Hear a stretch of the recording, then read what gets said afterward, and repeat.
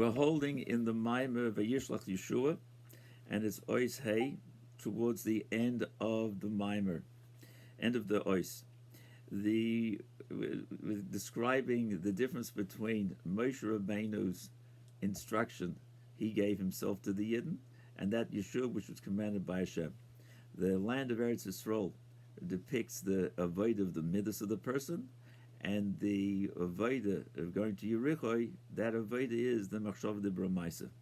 So all the inyanim connected with thought, speech, and action are included in the letter of Yericho, and these are even the feelings of av and yira that would lead a person into controlling their machshava de bramaisa is also Yericho. They're talking about a love would be more of an intellectual love, not a passion that he feels in his heart. The more that he understands this is the right thing to do and I should be connected over here, that type of approach is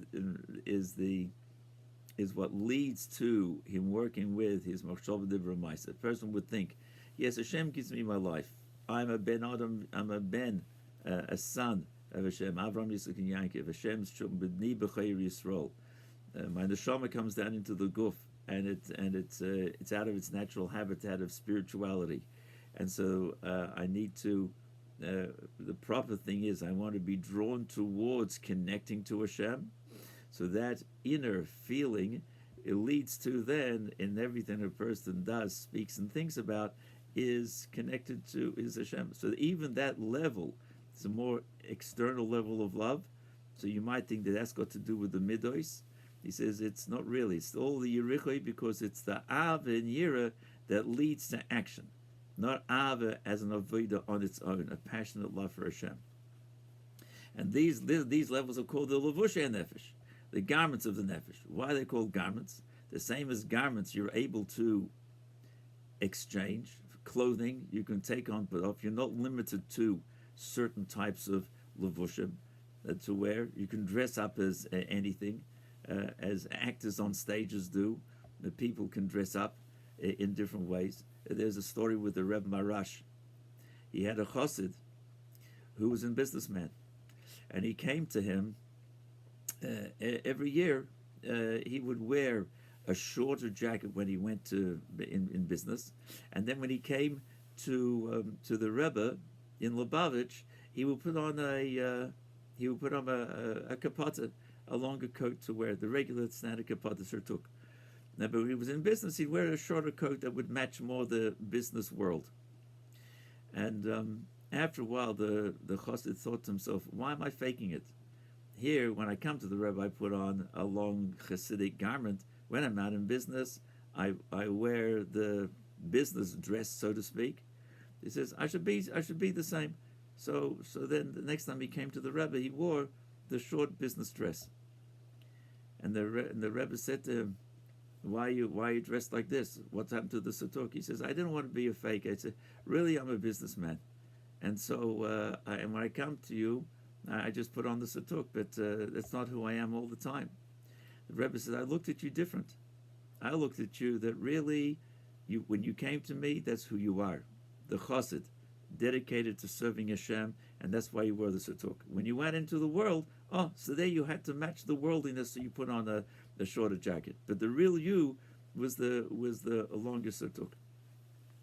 So there's the different angles of how we dress up. So here we're saying that this the midos are the midas are the inner pnimis of the person. The machshava d'bramaisa are called levushei hanefesh. This the Alter Rebbe introduces in Perek Dalet in Tanya, and they call that because you're able to work with them, even though you don't feel that you're in tune with it, but you can work with it. So a person can be attached to and enjoy, and really be the taivas elam haza, all worldly matters, but he doesn't have to think about them, or speak about them, or do anything about them, because you're able to work with the external piece. That's what we call the levushei hanefesh. All that is the letter of Yerichoi. So it's easy to understand by the action. It's also fairly understandable with dibur, because you can speak or not speak, or you can choose what to speak about. Even though you might be passionate about a topic, you can not do it. Machshava is harder. We talked about this earlier in the Maimer. because the machshava is constant. And therefore, it's much harder. But it takes more work. But to change the mohus nefesh, who the person is, to be something totally different, that's much harder. So a couple lines up from the end of Ois Hay, so the levushim, the dibur ma'aser eshel aposhnon. The levushim of dibur ma'aser, you're able to take them off. In other words, do or not do. Keep the body still and not do anything. Hands, not to do anything that would be negative, or just a person that close the lips, don't speak. It's hard to not, but you cannot. And even machshava, which is constant, you can't not think. You can't tell somebody, don't think about this. Right away, your mind goes to it. However, you can exchange it for another machshava. You could be thinking strongly about a medrash, and then switch to learn Gemara. Or you'd be thinking about this Maimach Chassidus and learn a pasuk and think about Rashi, Chumash Rashi. A person could be thinking about some enjoyable thing of Elam Hazeh and switch it to think about a Mishnah. You're able to, with great effort, change it. It's harder than Dibur and Maisa, but it's doable. It's still in the world of doing. But the Seichel and Midas, they are called the Mahus Nefesh, the essence of who the person is. And therefore that's much harder to change. In order to change who a person is, how he feels about something, his attitude towards something, his outlook on life, you have to have a lot of work. You can say somebody who's locked into, for example, with a communist outlook. They buy into it. Now you're going to change to have a different outlook? Very difficult. Or someone who's we call him die-hard Republican or Democrat. Are you going to switch the sides? Very, very difficult. And here we're talking about Avez Hashem. The Nefesh Abamis is anchored into the worldly values of what's important as far as the world is concerned, and you say no, no, I'm switching. Very difficult to pick up a different value. The Friedrich Rebbe explains, for example, in the Basel Gandhi, which we had learned before, says there's certain things that are anchored into worldly values, how the world conducts itself. Because why? Azoidos, that's how it is. For example, it says the times of eating and sleeping. Even though a person would be very involved in business, there's certain times you got to stop for lunch. Don't call me at 12 o'clock, I'm eating lunch. And then there's dinner. Everything stops for dinner. Or they're in factories that have morning tea and afternoon tea, a break time, smoke time. You stop, everything stops, and you can't touch this time. He says that's how it is in physical things. When it comes to learning Torah and davening, the person would take on a more flexible approach. He says, well, okay, I have a share, I'll learn a little bit less, I'll push it off for another time.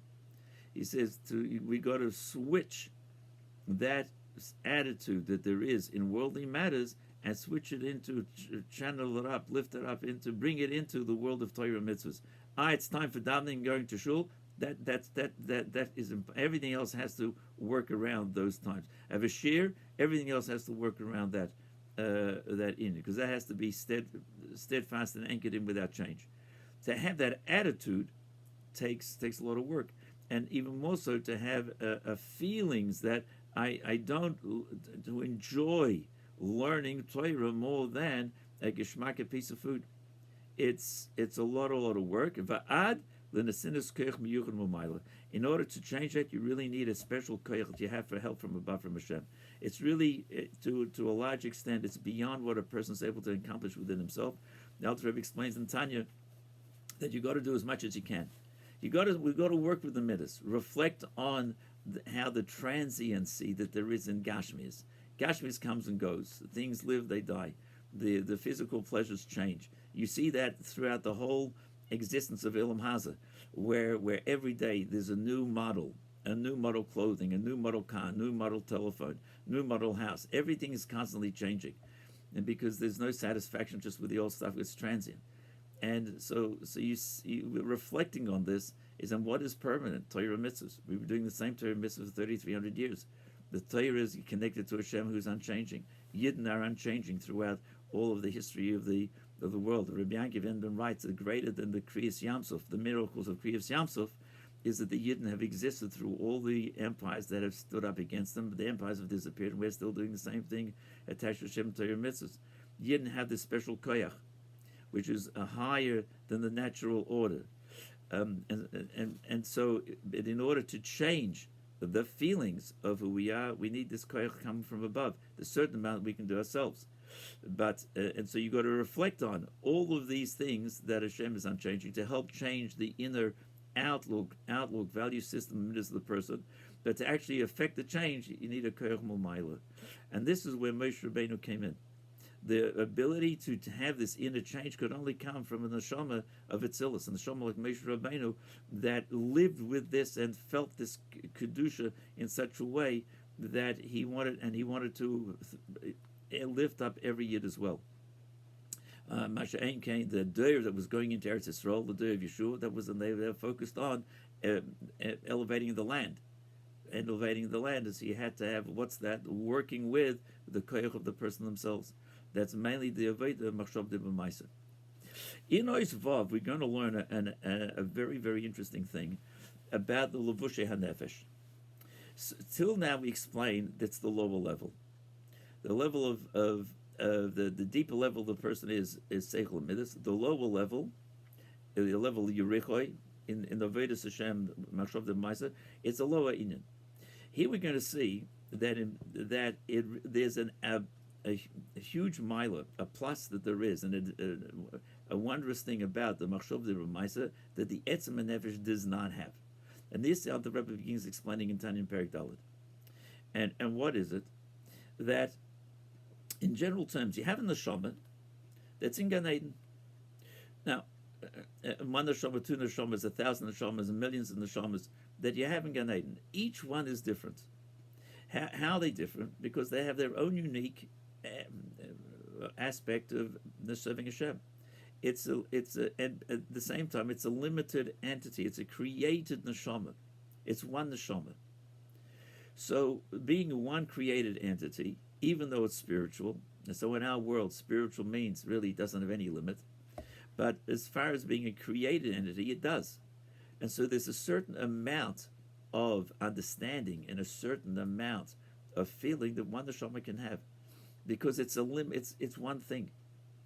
So the neshama l'mayil in Gan Eden loves Hashem. How much love can it have from Hashem? As far as it's concerned, it could be bli gvul, without limit. But it is limited to the capacity of that neshama. Depends on which world, Atzilus, Bria, Yitzirasiyah, which level, which of the spheres it comes from. And so when the neshama comes into a guf, it also is limited to this type of expression of who it is. So no matter how much love neshama could have, which would take it, permeate it, it still has some boundaries. Now, the Torah mitzvahs are the will of Hashem. So Hashem is bli gvul in essence. So when Hashem says, put on fill and keep Shabbos, light Shabbos candles, put on tzitzis, do the mitzvahs, that's Hashem's rotzen. That Hashem rotzen, so it's a much greater connection to Hashem than even the love that one neshama can have. Because the love of the neshama is limited to that neshama. The rotzen of Hashem, it's his rotzen, which is bli gvul. And how do you connect to that? It's through the mitzvahs. What are the mitzvahs done? Machshav de B'maisa. And so through doing, speaking, thinking, words of Torah and mitzvah in Yonim, you connect it to the Ratzon Hashem. That we draw down upon ourselves. And that is bli gvul. And that's the Maila of the Machshav de B'maisa, Levushe Nefesh, that through them we can do the mitzvahs, and so the neshama is lifted up in an unlimited way greater than its own love and fear.